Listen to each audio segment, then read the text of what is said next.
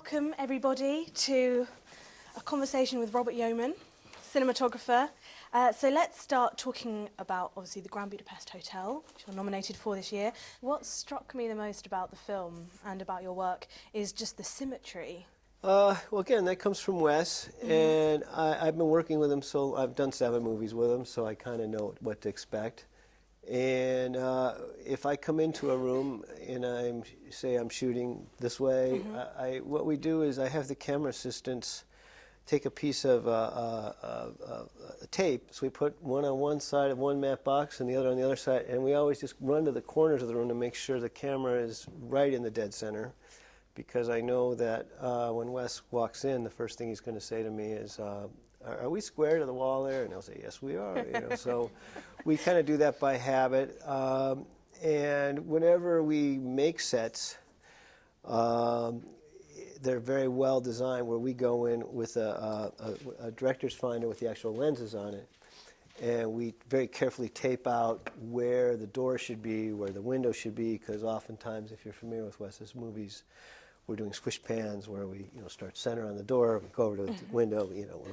Everything's got to be very symmetrical, and so actually the sets are kind of constructed to accommodate that symmetry. What are the pros of working with Wes? It's such a long collaboration for you two. And we spend a lot of time in prep together. We took a train to Prague.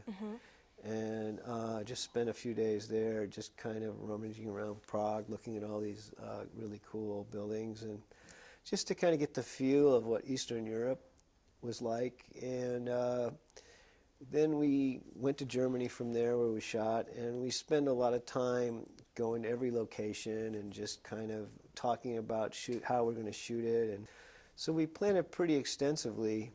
I'm just going to open questions to the floor. Take us through the process of what your thought pattern might be when you first see a scene, to how you finalise your coverage. How I would come up with the coverage in a scene? You watch the actors, and hopefully they get up and move around a little bit, because it gives me so much more possibilities of moving the camera, which I like to do. And so if we're sitting here talking and I get up and walk over to that room, I might say, okay, well, maybe we're over her to me, and as I get up and walk over there, camera dollies with me, and so you kind of see it kind of falls into place. So it depends on how they block it, and again, I am always encouraging them to get up and move around. Do you get issues with other teams? So do you have like creative differences on set? Occasionally.